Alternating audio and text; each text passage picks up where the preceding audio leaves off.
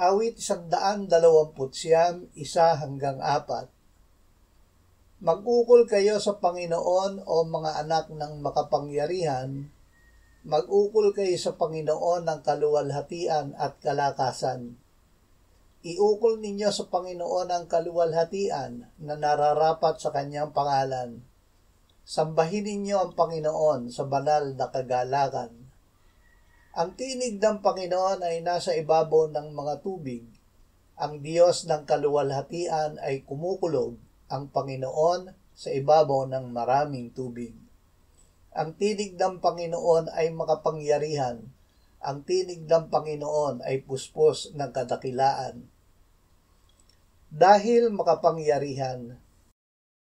Ang salita ng Diyos ay makapangyarihan. Nasa kanyang salita ang kanyang buhay, kaya't ito ay nagbibigay ng buhay.